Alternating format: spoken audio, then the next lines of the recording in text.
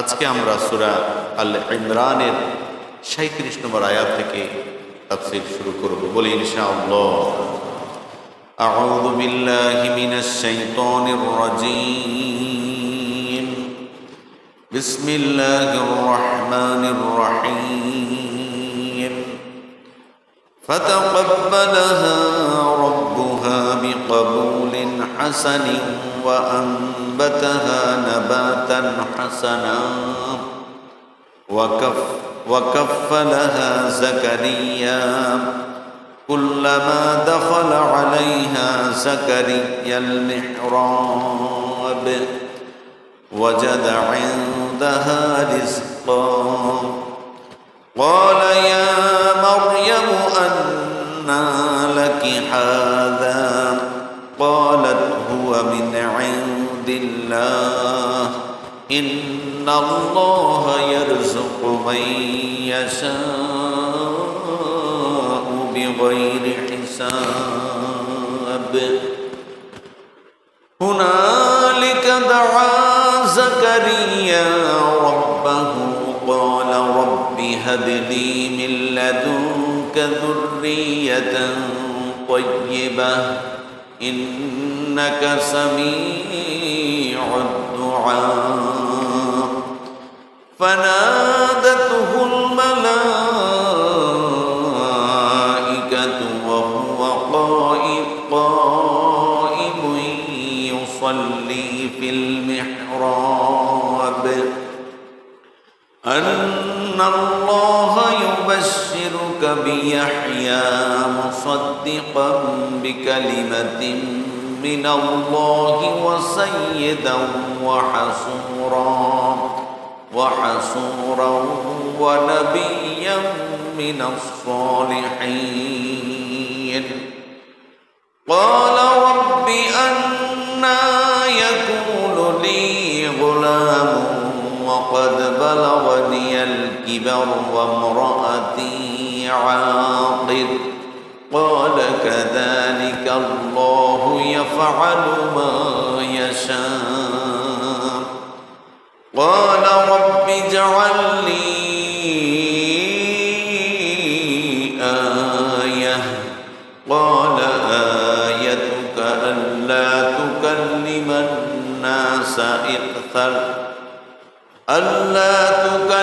الناس ثلاثة أيام إلا رمزا واذكر ربك كثيرا وسبح بالعشي والإبكار وإذ قالت الملائكة يا مريم إن الله اصطفاك وطهرك واصطفاك على نساء العالمين يا مريم اقنتي لربك واسجدي واركعي مع الراكعين ذلك من أنباء الغيب نوحيه إليك وما كنت لديهم إذ يلقون أقلامهم أيهم يكفل مريم وما كنت لديهم إذ يختصمون صدق الله العظيم وصدق رسوله النبي الكريم বিতাড়িত শয়তানের প্রবঞ্চনা থেকে আল্লাহর কাছে পানাহ চাই। পরম করুণাময় দয়ালু আল্লাহ তাআলা নামে শুরু করছি। ফাতাকাব্বালাহা রাব্বুহা বিকবুলিন হাসান, অতঃপর তার রব তাকে উত্তমভাবে গ্রহণ করলেন। ওয়া আম্বাতাহা নাবাতান হাসানা, এবং তাকে উত্তম রূপে লালন পালন করলেন। ওয়াকাফালাহা জাকারিয়া, এবং জাকারিয়াকে তার তত্ত্বাবধায়ক নিয়োগ করলেন। সুবহানাল্লাহ বলি সুবহানাল্লাহ। কুল্লামা দাখালা আলাইহা জাকারিয়াল মিহরাব। জাকারিয়া আলাইহিস সালাম তিনি যখন মেহরাবে প্রবেশ করতেন, ওয়াজাদা ইনদাহা রিজকা, তিনি সেখানে রিজিক দেখতে পেতেন, খাদ্য সামগ্রী তিনি দেখতে পেতেন তার নিকট। ক্বালা ইয়া মারইয়াম আন্না লাকি হাদা। অতঃপর জাকারিয়া আলাইহিস সালাম মারিয়াম আলাইহিস সালামকে জিজ্ঞেস করলেন যে তোমার এই যে রিজিক, খাবার দাবার, তুমি এগুলো কোথা থেকে পাও? ক্বালাত হুয়া মিন ইনদিল্লাহ, তিনি বলেন যে এটা আল্লাহর পক্ষ থেকে। সুবহানাল্লাহ বলেন, সুবহানাল্লাহ। ইন্নাল্লাহা ইয়ারযুকু মান ইয়াশাউ বিগাইরি হিসাব। নিশ্চয়ই আল্লাহ তাআলা যাকে ইচ্ছা করেন তাকে বেহিসাব রিজিক দান করেন। বলি সুবহানাল্লাহ। আমরা আজকে রমাদান মুবারক এবং ঈদুল ফিতরের পরে প্রথম শুরু করলাম।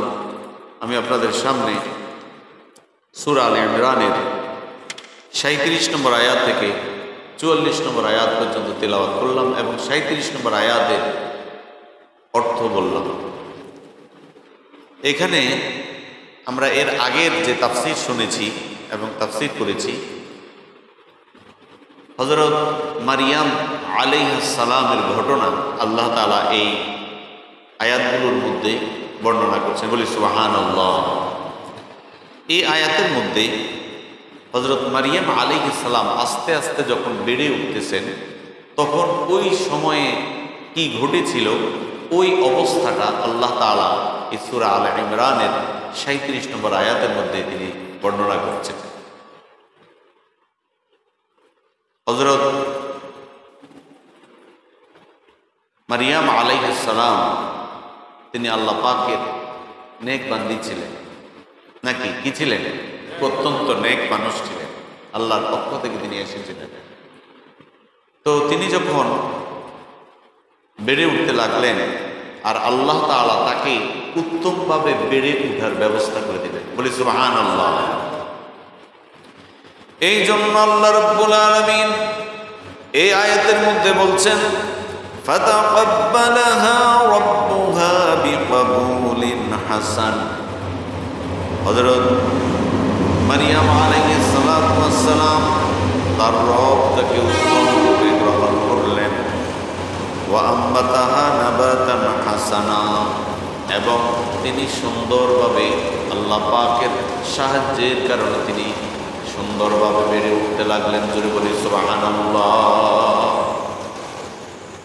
আল্লাহ রাব্বুল আলামিন যখন কোনো মানুষের কল্যাণ চান, কোনো মানুষকে উত্তম রিজিক দান করবেন, উত্তম থাকা, উত্তম বাসস্থান দান করবেন, উত্তম কোনো কিছু দান করবেন, পৃথিবীর সমস্ত মানুষ বিরোধিতা করলেও আল্লাহ রাব্বুল আলামিন তাকে যে ভালো রাখবেন, এই ভালো রাখা থেকে দুনিয়ার কোনো মানুষ তাকে বাধা দিতে পারবে না। জোরে বলুন সুবহানাল্লাহ। ঠিক হযরত মারিয়াম আলাইহিস সালাম তিনিও আস্তে আস্তে সুন্দরভাবে আল্লাহ পাকের কুদরতি সাহায্য পেয়ে তিনি আস্তে আস্তে সুন্দরভাবে বেড়ে উঠতে লাগলেন। জাকারিয়া আলাইহিস সালাম মারিয়াম আলাইহিস সালাম, মারিয়াম আলাইহিস সালামের খালু ছিলেন। কি ছিলেন? মারিয়ামের খালু ছিলেন। তো ওয়াকাফালাহা জাকারিয়া, জাকারিয়া আলাইহিস সালামকে মারিয়ামের তত্ত্বাবধায়ক নিয়োগ করা হলো, মানে দেখাশোনার দায়িত্ব ভার দেয়া হলো। কাকে? জাকারিয়া আলাইহিস সালাম, অর্থাৎ খালুকে। তো খালু তাকে দেখাশোনা করছেন। তো এই ফাঁকে তিনি তো তার কাজে বাহির হয়ে যান।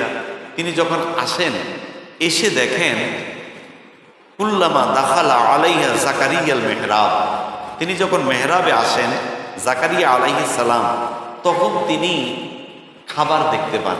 ওয়াজাদা ইনদাহা রিজকা, কি দেখতে পান? খাবার। কি খাবার? নতুন নতুন খাবার। সুবহানাল্লাহ বলেন, সুবহানাল্লাহ।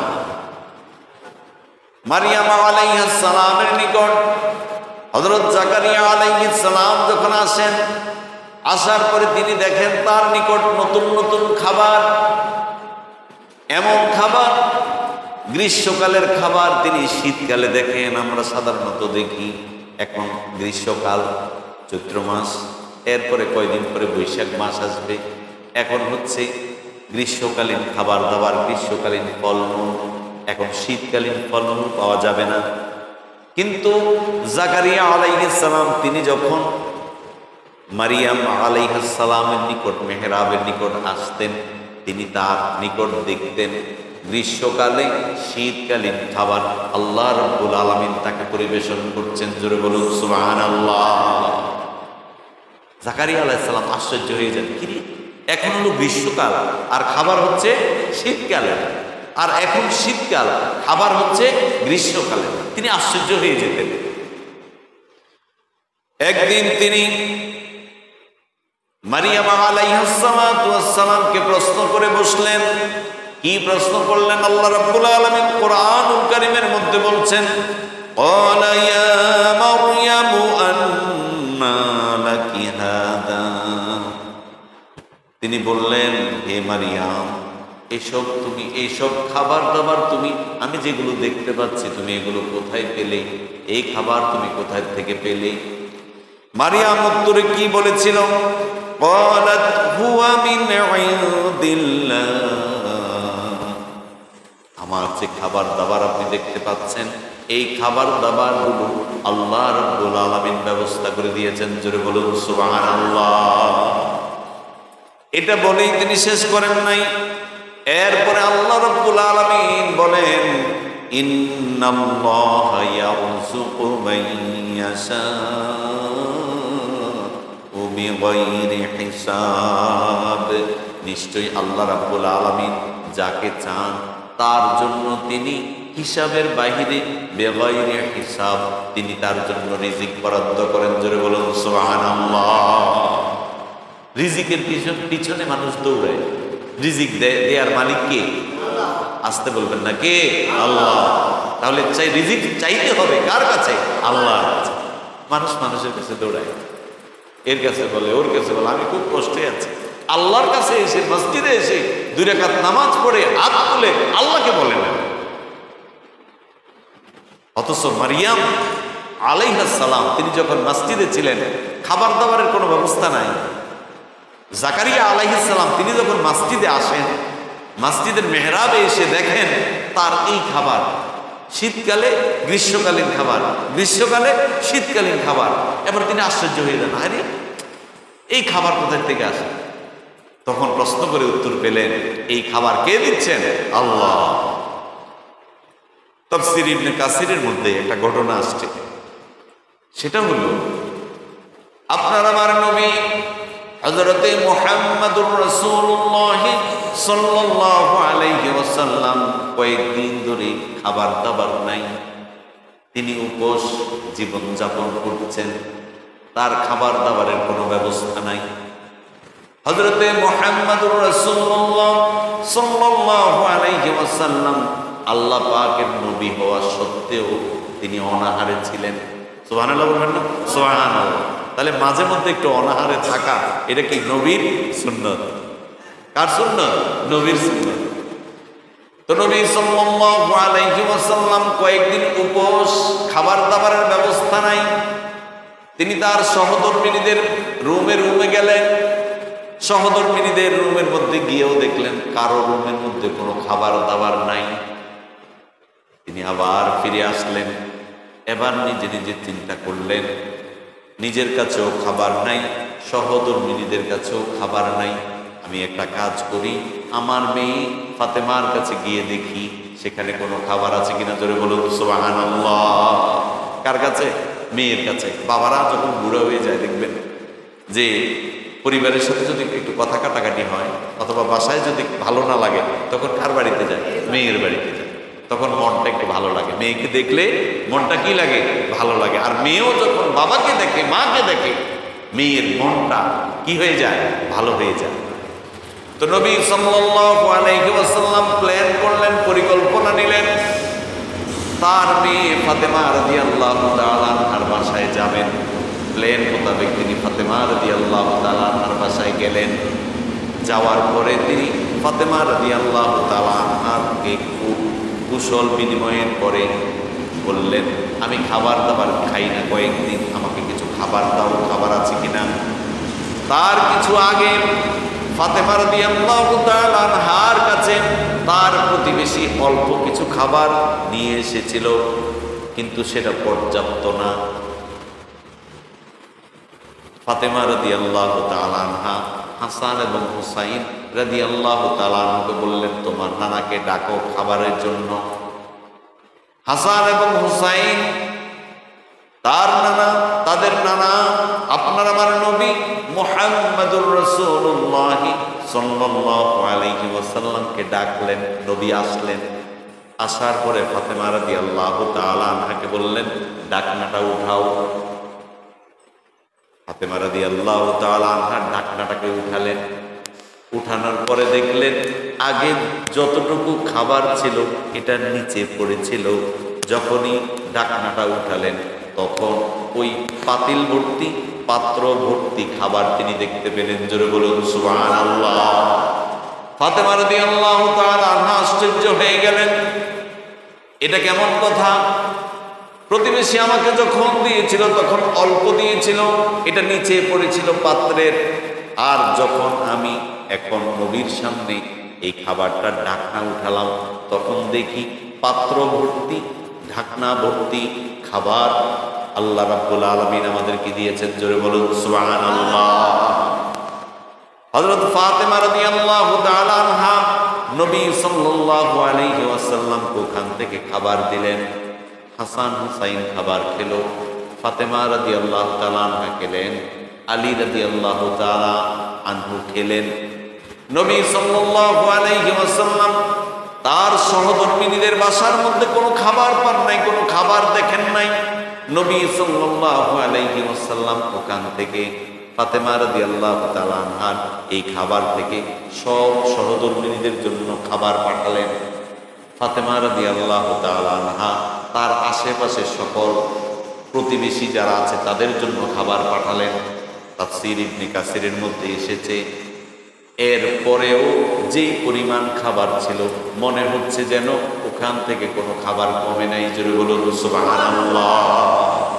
রিজিকের মালিক কে? আল্লাহ। রিজিক মানুষ দিতে পারে না, রিজিক যিনি দিতে পারেন তিনি হচ্ছেন আপনার আমার রব, আপনার আমার মালিক, আপনার আমার প্রতিপালক, তিনি হচ্ছেন আল্লাহ। তখন নবী সাল্লাল্লাহু আলাইহি ওয়াসাল্লাম ফাতেমা রাদিয়াল্লাহু তাআলা আনহাকে জিজ্ঞেস করলেন, ও ফাতেমা, তুমি এই খাবার দাবার কোথায় পেলে? ফাতেমা রাদিয়াল্লাহু তাআলা আনহা সেদিন উত্তর দিয়েছিলেন, ক্বালাত হুয়া মিন ইনদিল্লাহ, এটা আল্লাহর পক্ষ থেকে। সুবহানাল্লাহ বলবেন না? সুবহানাল্লাহ। যেই খাবার এক দুইজনের জন্য ছিল ওই খাবার এত মানুষ খেয়েছে, এত মানুষ খাবার খাওয়ার পরেও যে পরিমাণ খাবার ছিল মনে হচ্ছে যেন ওই পরিমাণই খাবার আছে, কোনো খাবার কমে না। তাহলে রিজিক দেওয়ার মালিক যিনি, তিনি হচ্ছেন কে? আল্লাহ। এই জন্য কোনো মানুষ রিজিক দিতে পারে না, কোনো মানুষকে রিজিক বাড়িয়ে দিতে পারে না, কমিয়ে দিতে পারে না। যিনি রিজিক দিতে পারেন, যিনি কমিয়ে দিতে পারেন, তিনি হচ্ছেন আপনার আমার রব আল্লাহ। যখন ফাতেমা রাদিয়াল্লাহু তাআলা আনহা উত্তর দিলেন, হুয়া মিন ইনদিল্লাহ, এই রিজিক এসেছে আল্লাহর পক্ষ থেকে। ইন্নাল্লাহা ইয়ারযুকু মান ইয়াশাউ বিগাইরি হিসাব, নিশ্চয়ই আল্লাহ রাব্বুল আলামিন যাকে চান তাকে বেগাইরে হিসাব, হিসাব ছাড়া তিনি রিজিক দান করেন। জোরে বলুন সুবহানাল্লাহ। এরপরে নবী সাল্লাল্লাহু আলাইহি ওয়াসাল্লাম বললেন, তুমি তো বনি ইসরাইলের ওই নারীর মতো বললে যেই নারী এই কথা বলেছিল, তাকে যখন জাকারিয়া আলাইহিস সালাম জিজ্ঞেস করেছিল এই খাবার কোথা থেকে এলো, তিনি তখন বলেছিলেন, হুয়া মিন ইনদিল্লাহ ইন্নাল্লাহা ইয়ারযুকু মান ইয়াশাউ বিগাইরি হিসাব, যে এই খাবার এসেছে কার পক্ষ থেকে? আল্লাহর পক্ষ থেকে। আর নিশ্চয়ই আল্লাহ তাআলা যাকে চান তাকে হিসাবের বাইরে খাবার দান করে। সুবহানাল্লাহ বলেন। সুবহানাল্লাহ। তাহলে এই আয়াতের মধ্যে আমাদের জন্য শিক্ষা আছে। শিক্ষা কি? যে ইবাদত করতে হবে আল্লাহর, বন্দিগি করতে হবে আল্লাহর, গোলামি করতে হবে আল্লাহর। তাহলে রিজিক দিবেন কে? আল্লাহ। গোলামি করো শয়তানের, গোলামি করো মানুষের, তো রিজিক মানুষের কাছে চাও। রিজিক কি কোনো মানুষ দিতে পারে? না। রিজিক কোথার থেকে হয়? রিজিক হয় জমিন থেকে। জমিন থেকে, জমিনে কিভাবে আসে? আসমান থেকে যখন বৃষ্টি হয়, আসমান থেকে যখন বৃষ্টি হয়, এই আমরা তো শুধু বৃষ্টি দেখি, এটা শুধু বৃষ্টি না, এটা রহমতের পানি দিয়ে, এই রহমতের পানির কারণে, রহমতের বারিদারের কারণে আল্লাহ এই জমিনকে ফুলে ফলে মানুষের রিজিক দিয়ে তিনি ভরপুর করে দেন। সুবহানাল্লাহ, সুবহানাল্লাহ। মানুষ চিন্তা করে না। এই জন্য আল্লাহ রাব্বুল আলামিন কোরআনুল কারীমের অন্য জায়গায় বলছেন, ওয়ালাউ আন্না আহলাল কুরআ আমানু ওয়াত্তাকাউ লাফাতাহনা আলাইহিম বারাকাতিম মিনাস সামাই ওয়াল আরদ। আল্লাহ রাব্বুল আলামিন কোরআনুল কারীমে কত চমৎকার করে বলছেন, ওয়ালাউ আন্না আহলাল কুরআ আমানু, যদি কোন জনপদের মানুষ দুইটা কাজ করে, এক নাম্বার হচ্ছে আমানু, ঈমান আনে, কার প্রতি? আল্লাহর প্রতি। আল্লাহর প্রতি মানুষ যদি ঈমান আনে, ওয়াত্তাকাউ, এবং আল্লাহ রাব্বুল আলামিনকে ভয় করে। যদি ঈমান আনে আল্লাহর প্রতি আর আল্লাহ রাব্বুল আলামিনকে ভয় করে, তাহলে কি হবে? লাফাতাহনা আলাইহিম বারাকাতিম মিনাস সামাই ওয়াল আরদ। আল্লাহ রাব্বুল আলামিন আসমান থেকে এমন রিজিক দিবেন, দুনিয়ার মানুষ খেয়ে পরে শেষ করতে পারবে না। জোরে বলুন সুবহানাল্লাহ। তাহলে আল্লাহ বলছেন, লাফাতাহনা আলাইহিম বারাকাতিম মিনাস সামাই ওয়াল আরদ, যে আমি আসমান থেকে এমন বরকত দিব, জমিনের মানুষ খেয়ে পরে শেষ করতে পারবে না। তাহলে রিজিক দেওয়ার মালিক যিনি, তিনি হচ্ছেন আল্লাহ। এই জন্য আমাদের যখন রিজিকের দরকার হবে, দুই রাকাত নামাজ পড়ে হাত তুলে কার কাছে চাইতে হবে? আল্লাহর কাছে। এরপরে মানুষের কাছে চাইলে আল্লাহ তাআলা মানুষকে মিলিয়ে দিবেন। অনেক সময় ফেরেশতার মাধ্যমেও আল্লাহ রিজিক দেন। সুবহানাল্লাহ বলেন, সুবহানাল্লাহ। ব্যবসায়ী ভাইদের জন্য শিক্ষা, সেটা কি? নামাজের সময় যখন আসে তখন কাস্টমার বেড়ে যায়। নামাজের সময় আসলে কি হয়? কাস্টমার বেড়ে যায়। যেই দোকানদার, যে কাস্টমার বাড়লেও বলে যে না যান, এখন নামাজের পরে আসবেন, নামাজের পরে খুলবো, তার যদি সাময়িক 5-10 মিনিট অসুবিধাও হয়, কিন্তু পরবর্তীতে যেই রিজিক, যেই বরকত, ওই রিজিক এবং বরকত দিয়ে রব ভরপুর করে দিবেন। সুবহানাল্লাহ বলেন, সুবহানাল্লাহ। আর যারা দোকান খোলা রাখে নামাজের সময়, মানে দোকান বন্ধ করে না, শুধু ওই যে শয়তান তো প্ররোচনা দেয় আর মানুষকে বলে আরে এখন যা, তার নামাজটা মিস কর, নামাজে যেন জামাতে যেন যেতে না পারে, শয়তান প্ররোচনা দেয়। ইন্না শাইতানা লিল ইনসানি আদুউম মুবিন। শয়তান কি শত্রু না বন্ধু? শত্রু। গত সপ্তাহে বলেছিলাম, ইন্না শাইতানা লিল ইনসানি আদুউম মুবিন। শয়তান হচ্ছে মানুষের জন্য প্রকাশ্য দুশমন, শত্রু। এই জন্য শয়তান চায় না মানুষ ভালো কাজ করবে। কারণ ওই যে আদমকে যখন বের করছে জান্নাত থেকে, কার প্ররোচনায়? শয়তানের প্ররোচনায়। আবার আদম আলাইহিস সালাম যখন ওই যে বলছে লা তাকরাবা হাযিহি শাজারা, ওই গাছটার কাছে যেও না, কিন্তু আদম এবং হাওয়া আলাইহিস সালাম তারা ওখানে গিয়েছিলেন কার প্ররোচনায়? শয়তানের প্ররোচনায়। তা আল্লাহ বলছে, এরপরে শয়তানকে যখন আল্লাহ, জান্নাতে তো শয়তান কোথায় ছিল? জান্নাতে।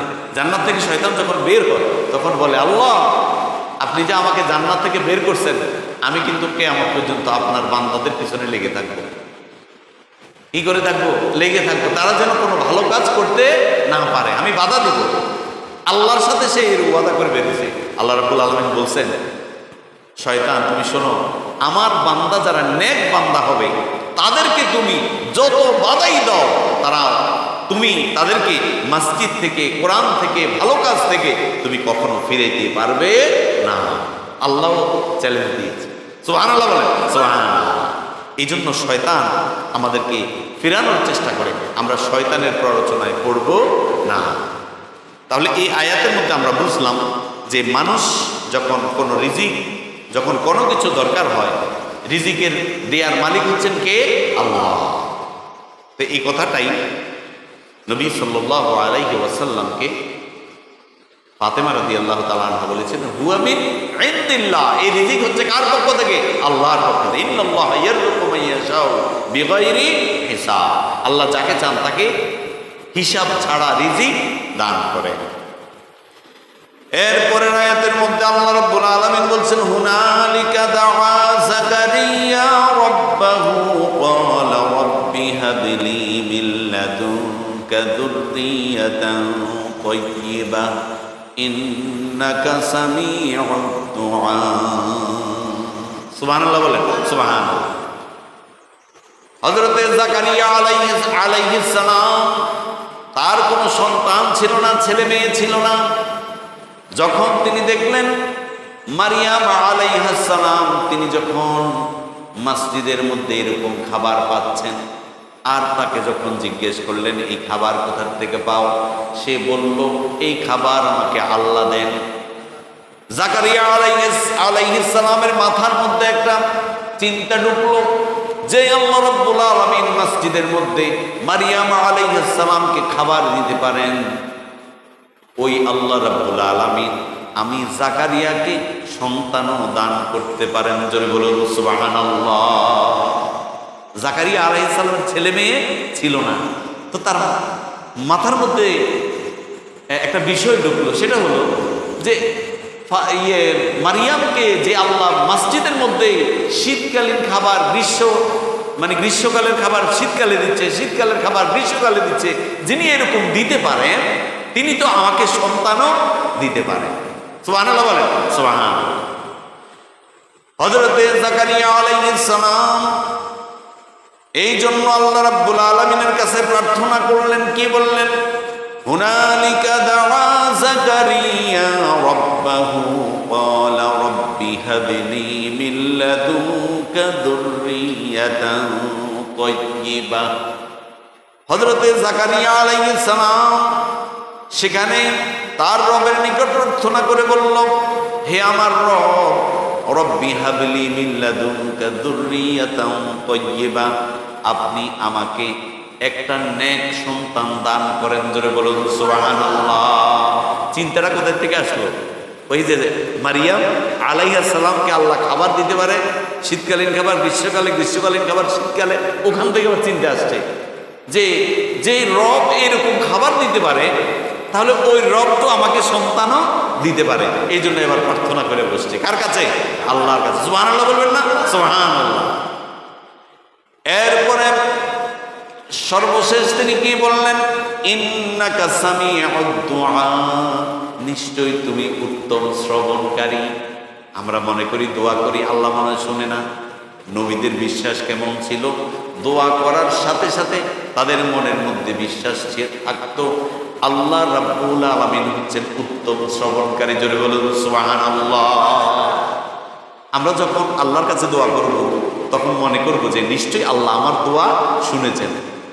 আর যদি মনে করেন আল্লাহ কি শুনতে পায় আমার দোয়া? অনেকে মাঝে মধ্যে আমাকে প্রশ্ন করে, হুজুর এই যে আমরা দোয়া করি, এত দোয়া করি, কোথায় যায়? আরে মেয়ে এত দোয়া করি কোথায়? আল্লাহর কাছে যায়। কিন্তু দোয়া কবুলের তিনটে শর্ত। কয়টা? তিনটা। এক নাম্বার হলো দোয়া করার সাথে সাথে আল্লাহ কবুল করে, রেজাল্টও দিয়ে দেয়। দুই নাম্বার, দোয়া কবুল করেন কিন্তু এটার ফলাফল একটু দেরি করে দেন। আর তিন নাম্বার হচ্ছে আল্লাহ দোয়া কবুল করেন, দুনিয়াতে এটার ফলাফল না দিয়ে আল্লাহ আখিরাতে দান করবে। সুবহানাল্লাহ বলে, সুবহানাল্লাহ। তুমি আল্লাহর সাথে চালাকি করো। আল্লাহ রাব্বুল আলামিন তিনি হচ্ছেন উত্তম শ্রবণকারী। আমরা কখন কোথায় কি করি, কি দোয়া করি, সমস্ত কিছু যিনি শুনতে পান তিনি কে? আল্লাহ। এই জন্য যাকারিয়া আলাইহিস সালাম আল্লাহ রাব্বুল আলামিনের কাছে প্রার্থনা করে বললেন, ক্বালা রাব্বি হাবলি মিন লাদুনকা যুররিয়াতান তাইয়্যিবাহ, ও আল্লাহ আপনি আমাকে একটা নেক সন্তান দান করেন। ইন্নাকা সামিউদ দুআ, নিশ্চয়ই আপনি উত্তম শ্রবণকারী। জোরে বলুন সুবহানাল্লাহ। আল্লাহর কাছে এবার বইলা বসছে, কিন্তু কোন সময় বলছে? যেই সময় দাড়ি মোছ পাইকা গেছে, যেই সময় মানে সন্তান হওয়ার মতো পুরুষের যেই ক্ষমতা ওইটা নাই। আর তার স্ত্রী ছিল বন্ধা। কি ছিল? বন্ধা। বন্ধা মানে কি? যে ছেলে মেয়ে হয় না, হবে না, এরকম ছিল। এরপরে কি হলো? জাকারিয়া আলাইহিস সালাম আল্লাহ রাব্বুল আলামিনের কাছে যখন এরকম প্রশ্ন ছুড়ে দিলেন, যখন চাইলেন, আল্লাহ রাব্বুল আলামিন নবীদের কথা শুনেন, নবীদের কথা মানেন, নবীদের দোয়া কবুল করেন। আল্লাহ রাব্বুল আলামিন জাকারিয়া আলাইহিস সালামের দোয়া কবুল করলেন। জোরে বলুন সুবহানাল্লাহ। এইবার আল্লাহ রাব্বুল আলামিন ফেরেশতাকে পাঠালেন। ফানাদাতুহুল মালাইকাতু ওয়া হুয়া কাইমুন ইউসাল্লি ফিল মিহরাব ইন আন্নাল্লাহা ইউবাশশিরুকা বিয়াহইয়া মুসাদ্দিকাম বিকালিমাতিন মিনাল্লাহি ওয়া সাইয়্যিদান ওয়া হাসূরান ওয়া নাবিয়্যাম মিনাস সালিহিন। আল্লাহু আকবার বলেন।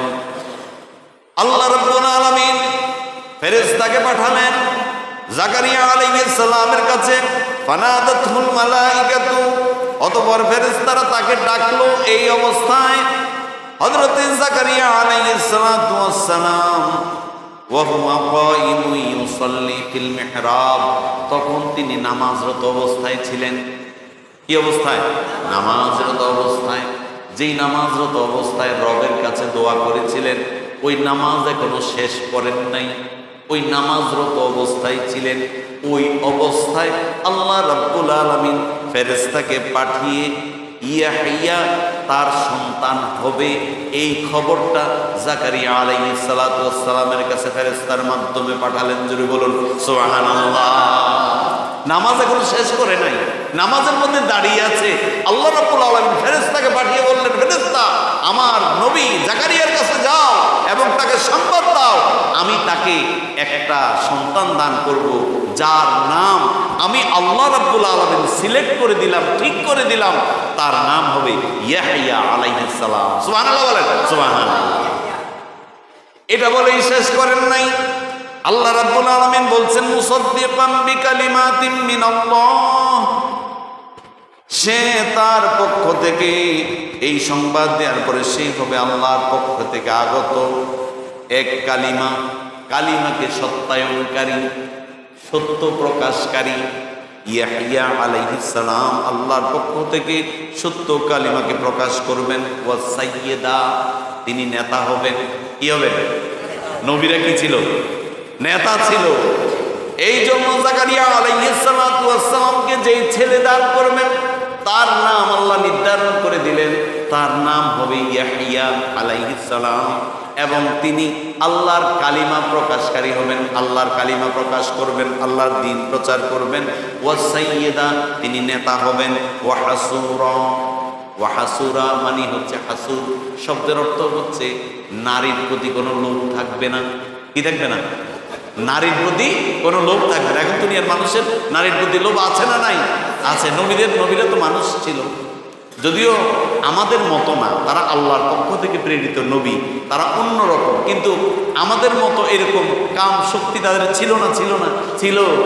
কিন্তু আল্লাহ রাব্বুল আলামিন সার্টিফিকেট দিয়ে দিচ্ছেন ইয়াহইয়া আলাইহিস সালাতু ওয়াস সালাম এমন হবেন, তিনি আল্লাহর বাণী প্রচার করবেন, তিনি নেতা হবেন, তিনি নারীর প্রতি কোনো লোভ থাকবে না।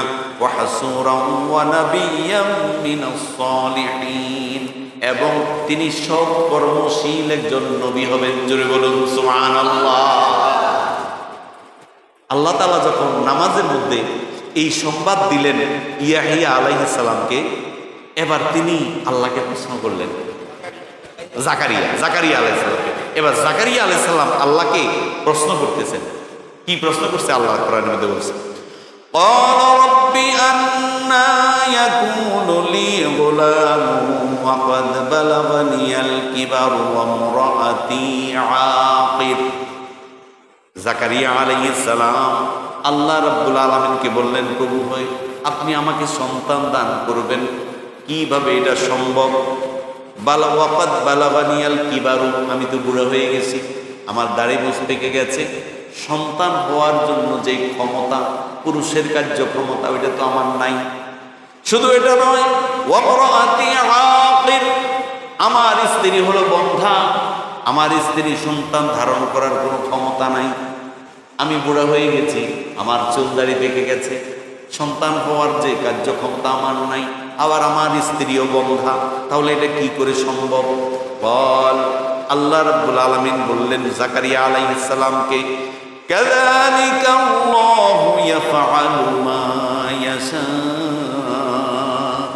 এমনি ভাবে আল্লাহ রাব্বুল আলামিন যা চান তিনি সেটা করতে পারেন। জোরে বলুন সুবহানাল্লাহ। তুমি বুড়া হয়ে গেছো, তোমার পুরুষের যে ক্ষমতা সেই ক্ষমতা নাই, তোমার স্ত্রী বন্ধা, তোমার কোনো সন্তান হওয়ার কোনো লক্ষণ নাই, কিন্তু আমি আল্লাহ রাব্বুল আলামিন যদি চাই, আমি চেয়েছি আমি তোমাকে সন্তান দান করব, আমি তার নাম রেখে দিলাম ইয়াহইয়া আলাইহিস সালাম। ইয়াহইয়া তার নাম রাখলাম।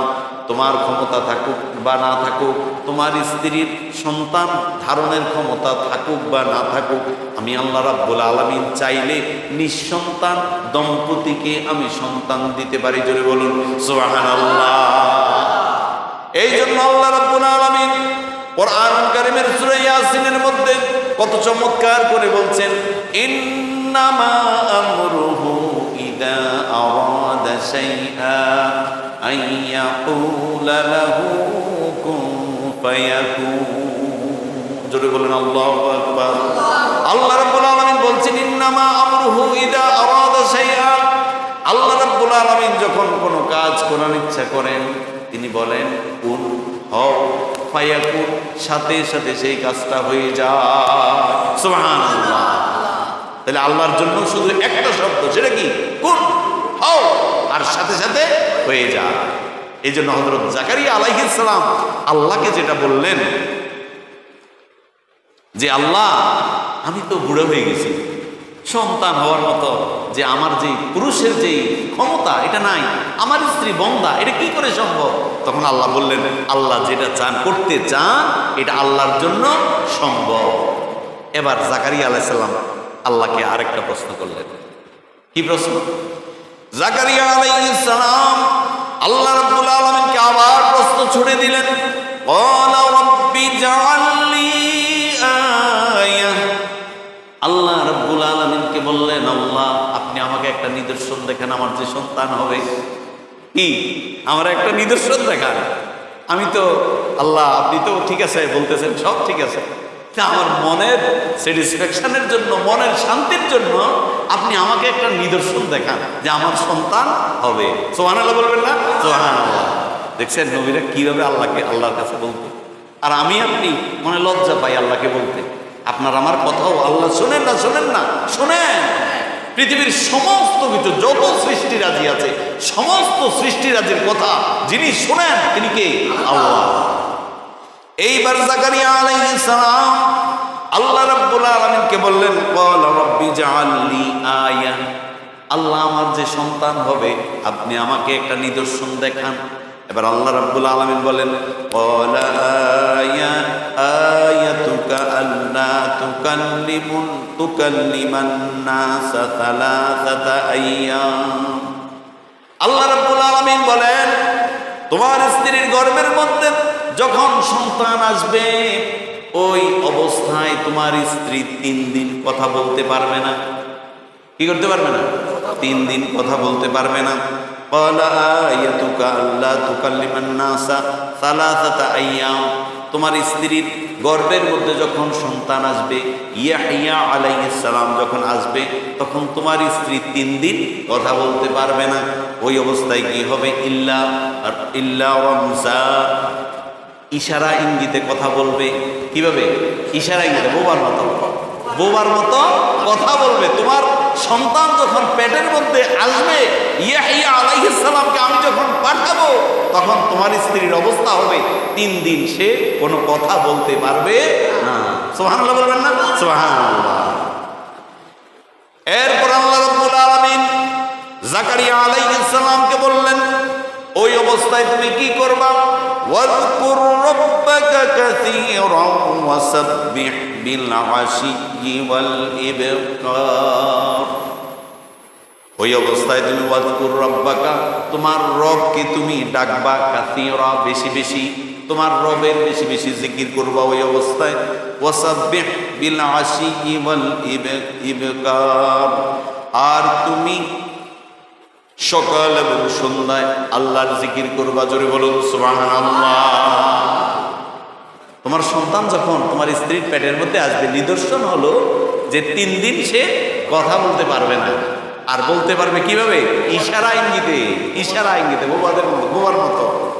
আর ওই অবস্থায় তুমি কি করবা? আল্লাহর তাসবিহ করবা, আল্লাহর জিকির করবা। কম না বেশি? বেশি। আর কখন? বিশেষ করে সকাল এবং সন্ধ্যা। আমরা তো এখন জিকিরই করি না। মসজিদে আসলে ইল্লা মাশাআল্লাহ অল্প কিছু মানুষ ছাড়া কখন মসজিদ থেকে বের হবে অথবা বাসায় যদি নামাজ পড়ে, এই কখন যায় নামাজ থেকে উঠে এদিক সেদিক দৌড় মারবে আর গল্প করবে, গুজব করবে। এত ব্যস্ত মানুষ জিকির করতে চায় না। অথচ আল্লাহ বলেছেন কি করবে? তুমি জিকির করবা বেশি। কি করবা? জিকির করবা। কম না বেশি? বেশি। ওয়াযকুর রাব্বাকা বিল আশি ওয়াল ইবকার, আর তুমি সকাল সন্ধ্যা কি করো? জিকির করো। তো এখন মারিয়াম আলাইহিস সালামের ঘটনার মধ্যে আবার জাকারিয়া আলাইহিস সালাম ঢুকলেন। ঘটনা কি? আগেও মারিয়ামের ঘটনা বর্ণনা করেছেন, এখন আবার নতুন করে এই 42 নম্বর আয়াত থেকে আবার মারিয়ামের কথা আল্লাহ তাআলা বলবেন। তো মধ্যখানে জাকারিয়ার কথা আসলো কেন?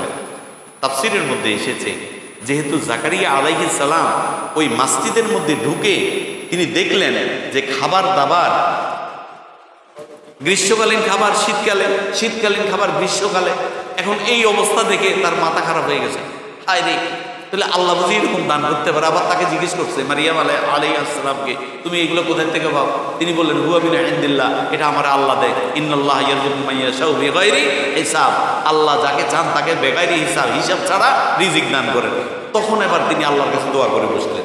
আল্লাহর কাছে দোয়া করে যখন তিনি বসলেন, আর আল্লাহ তার দোয়া কবুল করলেন, এবং কিভাবে কি হয়েছে এই কথাগুলো আপনার আমার নবীকে আল্লাহ জানালেন। জোরে বলুন সুবহানাল্লাহ। এই জন্য এই কথাগুলো মধ্যখানে ঢুকে গেল জাকারিয়া আলাইহিস সালাম।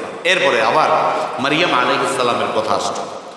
وَإِذْ قَالَتِ الْمَلَائِكَةُ يَا مَرْيَمُ أَإِنَّ اللَّهَ اصْطَفَاكِ وَطَهَّرَكِ وَاصْطَفَاكِ عَلَى نِسَاءِ الْعَالَمِينَ। অতঃপর মারিয়াম আলাইহিস সালাম তিনি যখন একটু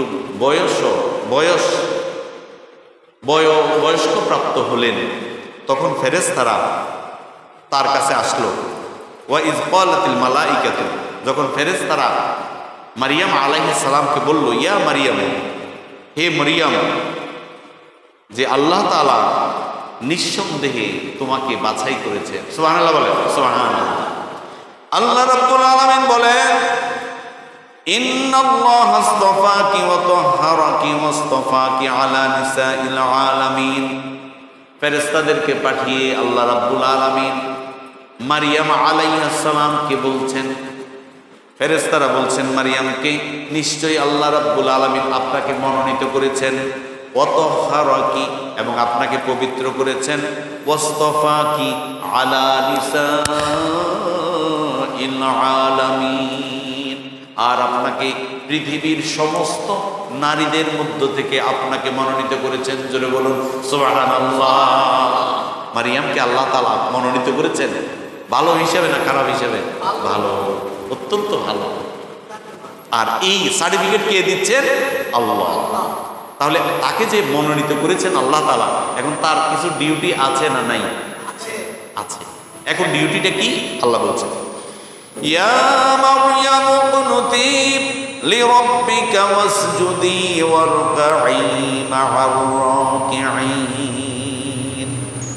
ইয়া মারইয়াম, হে মারইয়াম, তোমাকে আল্লাহ রাব্বুল আলামিন মনোনীত করেছেন, তোমাকে বিশ্ব নারীদের মধ্য থেকে আল্লাহ তাআলা বাছাই করেছেন, বাছাই করে তোমাকে মনোনীত করেছেন। তাহলে তোমাকে আল্লাহ ডিউটি দিয়েছেন, সেই ডিউটিটা কি? ইয়া মারইয়াম কুনুতি, তুমি অনুগত হও, লিরাব্বিকা, তোমার রবের জন্য, ওয়াসজুদি, তুমি সিজদা করো, ওয়ারকাঈ মা'আর রাকিঈন, আর তুমি রুকুকারীদের সাথে তুমি রুকু করো, জোরে বলুন সুবহানাল্লাহ। তাহলে আল্লাহর অনুগত যারা হবে তাদের প্রথম বৈশিষ্ট্য হচ্ছে তারা কি হবে? অনুগত হবে। কার? জোরে বলেন কার? আল্লাহ নাকি শয়তানের? না, শয়তানের অনুগত হবে না। তারা সব সময় আল্লাহ, এই যে আমাদেরকে এত রিজিক দিয়েছেন, এত কিছু দিয়েছেন, আপনি রিজিক শুধু খাবার দাবার মনে করেন? শুধু রিজিক তো খাবার দাবার না, আমাদের অঙ্গ প্রত্যঙ্গের দিকে যদি আপনি তাকান তাহলে কত রিজিক। আপনাকে চোখ দিয়েছেন, যে চোখ দিয়া আপনি আমি দেখি, কান দিয়েছেন, কান দিয়ে শুনি, বিবেক দিয়েছেন, ওটা দিয়ে বুঝি। কত মানুষ আছে যাদের চোখ নাই, যারা কানে শুনে না, যাদের বিবেক নাই। যে অনেক মানুষ আছে অ্যাবনর্মাল, আপনি তারে কাঁদতে বললে সে হাসে, হাসতে বললে কাঁদে, বসতে বললে দাঁড়ায়, দাঁড়াইতে বললে বসে। এরকম আছে না অনেক মানুষ? অসংখ্য মানুষ আছে। এই যে তাকে অ্যাবনর্মাল করেছেন, কে করেছেন? আল্লাহ। তাহলে আপনাকে আমাকে সুন্দর একটা মানুষ বানিয়েছেন, বিবেক বুদ্ধি দিয়েছেন, চক্ষু দিয়েছেন, তারপরে আপনি আয় ইনকাম করার তৌফিক দিয়েছেন, সুস্থ রেখেছেন, ভালো রেখেছেন। কত বড় নিয়ামত! এই নিয়ামতের শুকরিয়া আদায় করতে হবে আল্লাহ পাকের অনুগত হয়ে। সুবহানাল্লাহ বলেন, সুবহানাল্লাহ। আর আল্লাহ পাকের অনুগত, আপনি সারাদিন জিকির করলেন আমি আল্লাহর অনুগত, আমি আল্লাহর অনুগত, আপনি নামাজ পড়লেন না, রোজা রাখলেন না, হজ করলেন না, যাকাত দিলেন না, মানুষের সাথে ভালো ব্যবহার করলেন না, মানুষের উপরে জুলুম করলেন, তাহলে কি আল্লাহর অনুগত হওয়া যাবে? না। আল্লাহর অনুগত হতে হলে আল্লাহ যেভাবে বলেছেন ওইভাবেই কাজ করতে হবে, এর বাইরে কোনো কাজ করা যাবে না। এই জন্য মারিয়াম আলাইহিস সালাম কে আল্লাহ রাব্বুল আলামিন বলছেন, ইয়া মারিয়াম কুনুতি লিরাব্বিকা ওয়াসজুদি ওয়ারকাঈ মা'আর রাকিঈন। তুমি আল্লাহর অনুগত হও হে মারিয়াম, তুমি সর্বদা তোমার মালিকের অনুগত হও, তার কাছে তুমি মাথা নত করো এবং ইবাদতকারীদের সাথে তথা রুকুকারীদের সাথে তুমি রুকু করো। জোরে বলুন সুবহানাল্লাহ। এটা হচ্ছে অনুগত বান্দাদের বৈশিষ্ট্য। তারা কি করবে? আল্লাহ পাকের অনুগত হবে, মাথা নত করবে কার কাছে? আল্লাহর কাছে। দুনিয়ার কোনো মানুষের কাছে মাথা নত করবে না, দুনিয়ার কোনো রাজা বাদশার কাছে মাথা নত করবে না, দুনিয়ার কোনো নেতা নেত্রীর কাছে মাথা নত করবে না। সে মাথা নত করবে একজনের কাছে, তিনি হলেন কে? আল্লাহ। এটা হচ্ছে অনুগত বান্দার বৈশিষ্ট্য। আর কি? ওয়ারকাঈ মা'আর রাকিঈন। আর তুমি রুকুকারীদের সাথে কি করো? রুকু করো। ইবাদতকারীদের সাথে তুমি ইবাদত করো। এটা হচ্ছে আল্লাহর অনুগত বান্দাদের অন্যতম বৈশিষ্ট্য। সুবহানাল্লাহ বলেন, সুবহানাল্লাহ। আচ্ছা, এই যে এই ঘটনাগুলো, এগুলো কার কাছে বর্ণনা করতেছে? আপনার আমার নবী হযরতে মুহাম্মাদুর রাসূলুল্লাহ সাল্লাল্লাহু আলাইহি ওয়াসাল্লামের কাছে। এবার বলেন, নবী কি ওই সময় ছিল? আমাদের নবী এই যে ঘটনাগুলো ঘটছে, জাকারিয়া, মারিয়াম, ইয়াহইয়া আলাইহিস সালামের এতগুলো ঘটনা, আমাদের নবী কি ওই সময় ছিল? না। এবার আল্লাহ রাব্বুল আলামিন বলছেন, যালিকা মিন আনবাইল গায়বি নূহিহি ইলাইহি। এগুলা হচ্ছে গোপন বিষয়, গোপন বিষয়, গায়েব। গায়েব, গায়েব মানে কি? গোপন, যেটা দেখা যায় না। ওই সময় আপনি ছিলেন না। যালিকা মিন আনবাইল গায়বি। এই যে আম্বা, নাবার বচন হচ্ছে আম্বা মানে সংবাদসমূহ। আমি যে আপনাকে মেসেজগুলো দিচ্ছি, এই মেসেজগুলো এগুলো গোপন বিষয়। নূহিহি ইলাই, আমি আপনার কাছে ওহী পাঠানোর মাধ্যমে আপনি এই গোপন বিষয়গুলো জেনেছেন। জোরে বলুন সুবহানাল্লাহ। আপনি এগুলো কিভাবে জেনেছেন? আমি আপনার কাছে ওয়াহি পাঠাইছি। ওয়াহি মানে কি? কোরআন। এই কোরআন পাঠানোর কারণেই আপনি বুঝতে পেরেছেন যে আগের নবীদের ঘটনাটা কি ছিল। এরপর আল্লাহ রাব্বুল আলামিন বলছেন, ওমা কুনতা লাদাইহিম ইয ইয়ালকুনা আকলামাহুম আইয়ুহুম ইয়াকফুলু মারইয়াম ওমা কুনতা লাদাইহিম ইয ইয়াখতাসিমুন।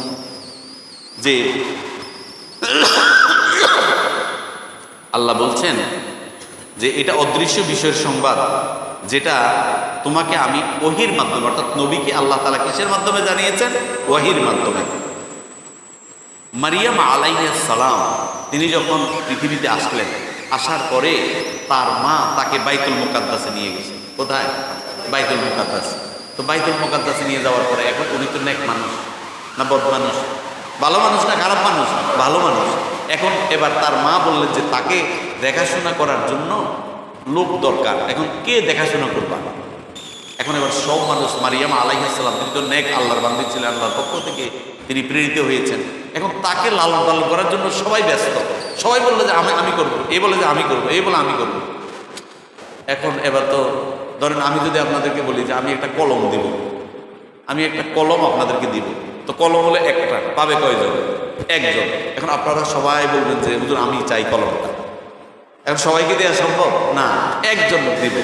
তো এরকম মারিয়াম আলাইহিস সালাম তিনি কার কাছে লালিত পালিত হবেন? তার মা এবার সমস্যার মধ্যে পড়ে গেলেন।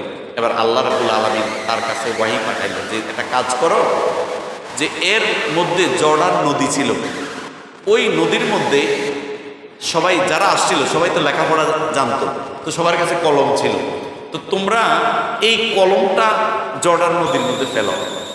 যার কলম ভেসে মানে নদীর স্রোতে ভেসে চলে যাবে সে মারিয়ামের তত্ত্বাবধায়ক বা রক্ষক থাকবে না। যার কলমটা এমনি সোজা দাঁড়িয়ে থাকবে, স্রোতের মধ্যে সোজা দাঁড়িয়ে থাকবে, তার মানে মারিয়ামের দায়িত্বভার তার উপরে পড়বে। সুবহানাল্লাহ বলেন, সুবহানাল্লাহ। তো এরকম যখন ব্যবস্থা করে সবাই কলম নিক্ষেপ করছে, কলম নিক্ষেপ করার পরে জাকারিয়া আলাইহিস সালামের কলমটা সোজা হয়ে দাঁড়িয়েছিল, আর বাকি সব ভেসে গেছে, স্রোতে ভেসে গেছে। তখন মারিয়াম আলাইহিস সালামের মা তিনি তার মেয়েকে ওই জাকারিয়া আলাইহিস সালামের কাছে এই তত্ত্বাবধায়কের দায়িত্ব প্রদান করলেন। সুবহানাল্লাহ বলেন, সুবহানাল্লাহ। এই কথাটা আল্লাহ রাব্বুল আলামিন এই আয়াতের মধ্যে বলছেন, ইয়া মারিয়াম কুরতি, এই আয়াত না, এরপরে যালিকা মিন আনবাইল গায়বি নূহিহি ইলাইক ওয়া মা কুনতা লাদাইহিম ইয ইয়ালকুনা আকলামাহুম আইয়ুহুম ইয়াকফুলু মারইয়াম ওয়া মা কুনতা লাদাইহিম ইয ইয়াখতাসিমুন। আর এই ঘটনাটা কখন ঘটছে? যে সবাই ইয়াখতাসিমুন মানে বাদানুবাদ করা, তো বাদানুবাদ মানে এখানে তো কিলাকিলি ঘুষাঘুষি না, মানে সবাই বলতেছে আমি নিব, এই বলে যে আমি নিব, এই বলে যে আমি নিব, এই যে সবার মধ্যে আমি দিব আমি নিব, এটাকে আল্লাহ তাআলা একটা ঝগড়ার মতো বলেছেন, ইয়াখতাসিমুন। তো এর পরবর্তীতে আল্লাহ রাব্বুল আলামিন আকলাম ইদ ইয়ালকুনা আকলামাহুম আইয়ুহুম ইয়াকফুলু মারইয়াম, যে মারিয়ামের কফিল কে হবে, মারিয়ামের তত্ত্বাবধায়ক কে হবে, এটা নির্ধারণ করার জন্য তারা যখন নিক্ষেপ করেছিল কলম, ওমা কুনতা লাদাইহিম ইদ ইয়ালকুনা আকলামাহুম আইয়ুহুম ইয়াকফুলু মারইয়াম ওমা কুনতা লাদাইহিম ইদ ইয়াখতাসিমুন। যে আল্লাহ বলছেন তখন তারা বাদানুবাদ করতেছিল, তখনও তুমি তাদের নিকট ছিলে না। কাকে বলছে? আপনার আমার নবী হযরতে মুহাম্মাদুর রাসূলুল্লাহ সাল্লাল্লাহু আলাইহি ওয়াসাল্লামকে। আর আমি আপনাকে এটা জানাইছি কিসের মাধ্যমে? ওয়াহির মাধ্যমে। সুবহানাল্লাহ বলেন, সুবহানাল্লাহ। তাহলে আল্লাহ পাক দেখেন আমাদের নবী ছিল না, আদম থেকে শুরু করে শুধু নবীর সময় না, ঈসা আলাইহিস সালাম না, কিয়ামত পর্যন্ত যত ঘটনা ঘটবে এবং তার যত সমাধান, এটা কোথায় আছে? কোরআনের মধ্যে আছে, কোরআনের মধ্যে আছে। এই জন্য আমি আপনাদের এই ছোট্ট খাদেম হিসেবে আপনাদেরকে সব সময় বলি, কোরআনটাকে পড়ি, কোরআনটাকে বুঝি। এই যে আজকে ফিলিস্তিনের যে সমস্যা, এটা কোরআনের মধ্যে আছে না নাই? হাদিসের মধ্যে আছে না নাই? আছে। কিন্তু মুসলিম বিশ্বকে এইভাবে আসতেছে, মুসলমানদের অবস্থা হচ্ছে বিশ্বের মধ্যে দ্বিতীয় অবস্থানে, দ্বিতীয় অবস্থানে। আর আজকে আমরা শুধু মার খাচ্ছি, মার খাচ্ছি কেন? শুধুমাত্র অনৈক্যের কারণে, অনৈক্যের কারণে, কোরআন থেকে দূরে থাকার কারণে, ইসলামের বিধানগুলো না মানার কারণে আজকে মুসলমানরা লাঞ্ছিত, অপমানিত হচ্ছে। এই জন্য আসুন আমরা আমাদের দেশের মধ্যে আমাদের দেশটাকে কোরআন দিয়ে যদি সাজাইতে পারি, ইসলাম দিয়ে যদি সাজাইতে পারি, তাহলে শান্তি আসবে না অশান্তি? শান্তি আসবে। আজকে আমরা কিন্তু বুঝতে পেরেছি।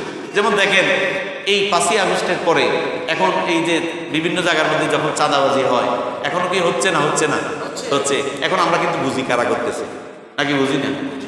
আমি বিভিন্ন জায়গায় যাই, তখন মানুষ আমাকে বলে, হুজুর আপনি তো শুক্রবারে নামাজ পড়ার, একটু বলি এগুলো কারা করে। যদি চাঁদাবাজি বন্ধ হয়, যদি মাস্তানি বন্ধ হয়, যদি মানুষ মানুষের অধিকার ফিরে পায়, বিশ্বাস করুন আমাদের দেশ শুধু এই সিঙ্গাপুর কেন, মালয়েশিয়া কেন, তার থেকে অনেক গুণে বেশি হবে। আলহামদুলিল্লাহ বলেন, আলহামদুলিল্লাহ, অনেক গুণ বেশি ভালো হবে। কারণ চাঁদাবাজি থাকবে। আজকে দেখেন একজনের টাকা আরেকজনের পকেট বাড়িয়ে কি হয়, চাঁদাবাজি করে, এই যে টিকিট ধরায়। কিছুদিন আমি এক জায়গায় সফরে গিয়েছিলাম, তো যাওয়ার পরে সিএনজি রাখবে, সিএনজিতে করে গেছি। এখন বলে যে 30 টাকা দিতে হবে। আমি এটা দেখলাম যে এটা কি কোন নেতা, তাকে জিজ্ঞেস করলাম কোন নেতা এখানকার, বললো হুজুর এটা নেতা না, এটা জেলা প্রশাসকের মাধ্যমে হয়। তখন আমি বুঝলাম যে না ঠিক আছে, অফিসাররাও কি এই ঘুষ খায়, অফিসাররাও রাস্তার ট্যাক্স খায়। তাহলে এগুলো বন্ধ করতে হবে, শুধু নেতা নেত্রী না, ওই অফিসার যারা, ওই পুলিশ নামক যারা আছে, প্রশাসনের মধ্যে যারা আছে, তাদেরও কি করতে হবে, এই চাঁদাবাজি বন্ধ করতে হবে। প্রশাসন বলেন, তারপরে পুলিশ বলেন, এরপরে নেতা নেত্রী বলেন, সবাই যখন চাঁদাবাজি বন্ধ করে দিবে, মানুষ যখন সুন্দরভাবে ব্যবসা বাণিজ্য, তারপরে উৎপাদন, সব কিছু কলকারখানা সুন্দরভাবে যখন চালাইতে পারবে, তখন দেশ কি উন্নতি হবে না অবনতি হবে? উন্নতি হবে। আসুন আমরা এই কোরআন থেকে শিক্ষা গ্রহণ করি, আমাদের দেশটাকেও কোরআন দিয়ে, ইসলাম দিয়ে সাজাই। আল্লাহ তাআলা তৌফিক নসিব করুক। আমিন বলে। আল্লাহুম্মা আমিন। আলহামদুলিল্লাহি রাব্বিল আলামিন ওয়াল আকিবাতু লিল মুত্তাকিন ওয়াস সালাতু ওয়াস সালামু আলা আশরাফিল আম্বিয়াই ওয়াল মুরসালিন ওয়া আলিহি ওয়া আসহাবিহি আজমাইন। আয় আল্লাহ পাক, পরওয়ারদিগারে আলম, সেই মাগরিবের নামাজের পর থেকে শুরু করে এতক্ষণ পর্যন্ত তোমার কালামুল্লাহ শরীফ থেকে তাফসীর করে এবং শুনে মুসল্লি ভাইদেরকে নিয়ে, তোমার নেক বান্দাদেরকে নিয়ে তোমার শাহী দরবারে হাত তুললাম। দয়া করে আমাদের প্রত্যেকের হাতগুলোকে তোমার আরশের দরবারে কবুল করে নাও। যত রকম সওয়াব তুমি মঞ্জুর করেছো, আরো লক্ষ কোটি গুণ বাড়িয়ে আমাদের প্রিয় নবী, দু জাহানের সরদার, নবীকুল শিরোমণি হযরতে মুহাম্মদুর রাসূলুল্লাহ সাল্লাল্লাহু আলাইহি ওয়াসাল্লামের রওজা মুবারকে হাদিয়া পৌঁছায়া দাও। আয় আল্লাহ তাআলা, আমরা যারা হাত তুললাম, আমাদের আপনজন, মা বাপ, দাদা দাদি, নানা নানি, শ্বশুর শাশুড়ি, ভাই বোন, আত্মীয় স্বজন, পাড়া প্রতিবেশী, বন্ধু বান্ধব, যারা যেখানে অন্ধকার কবরে শুয়ে গেল, প্রত্যেকের রূহের পরে তুমি হাদিয়া পৌঁছায়া দাও। তাদের কবরগুলোকে তুমি নূরে মুনাব্বার বানিয়ে দাও। যারা বেঁচে আছে তাদেরকে হায়াতে তাইয়্যিবা নসিব করে দাও। ওয়া কুর রাব্বিরহামহুমা কামা রাব্বায়ানি সগীরা। আয় আল্লাহ তাআলা, আমরা যারা হাত তুললাম, আমাদের প্রত্যেকের জীবনের সমস্ত গুনাহ খাতা মাফ করে দাও। এই তাফসীরুল কোরআন মাহফিলে বসার কারণে, এই সময়টুকু ব্যয় করার কারণে, কাল কিয়ামতের ময়দানে কোরআন যেদিন সুপারিশ করবে, কোরআন যেন আমাদের পক্ষে সুপারিশ করে, তুমি সেই ব্যবস্থা করে দিও আল্লাহ। তুমি কোরআনকে জবান দিবে, তুমি রোজাকে জবান দিবে, রমাদান এবং কোরআন মানুষের জন্য সুপারিশ করবে। আয় আল্লাহ, সেদিন যেন রমাদান এবং কোরআন আমাদের পক্ষে সুপারিশ করে, তুমি সেই ব্যবস্থা করে দিও। কোরআনকে ভালোবাসার, কোরআনকে মহব্বত করার তৌফিক নসিব করে দাও। কোরআনের বিধানগুলো আমাদেরকে মানার, আয় আল্লাহ, আমাদের দেশের মধ্যে মানুষ যেন মানে, সেই ব্যবস্থা তোমার কুদরতি খাজানাত থেকে করে দাও। আয় আল্লাহ তাআলা, কোরআন বিরোধী কোনো কাজ যেন আমাদের দেশে না হয়, সারা বিশ্বে যেন না হয়, সেই ব্যবস্থা তোমার খাজানাত থেকে করে দাও। ফিলিস্তিনের মুসলমানদের প্রতি তোমার খাস রহমত নাজিল করে দাও। যারা ইতিমধ্যে শাহাদাতের পেয়ালা পান করেছেন, তাদেরকে তুমি শহীদ হিসেবে কবুল আর মঞ্জুর করে নাও। সারা বিশ্বের মুসলমানদেরকে ফিলিস্তিনের পাশে দাঁড়ানোর তৌফিক দিয়ে দাও। তোমার হাবিবের তোফাইলে আমাদের দুআকে তুমি কবুল করে নাও। আমাদের এই তাফসীর মাহফিলে অনেক দূর দূরান্ত থেকে ভাইয়েরা এসেছেন, তাদের দিলের নেক মাকসুদগুলো তুমি পূর্ণ করে দাও। অনেক ভাই অনেক রকম সমস্যার মধ্যে রয়েছেন, তাদের সমস্যাগুলোকে তুমি দূর করে দাও। আমাদের সকলকে তোমার কোরআনের খাদেম হিসেবে কবুল আর মঞ্জুর করে নাও। তোমার হাবিবের তোফাইলে আমাদের দুআকে তুমি কবুল করে নাও। ওয়া সাল্লাল্লাহু তাআলা আলা খায়রি খালকিহি ওয়া নূরি আরশিহি মুহাম্মাদিন ওয়া আলিহি ওয়া আসহাবিহি আজমাইন। واجعل آخر كلامنا عند الموت شهادة لا إله إلا الله محمد رسول الله.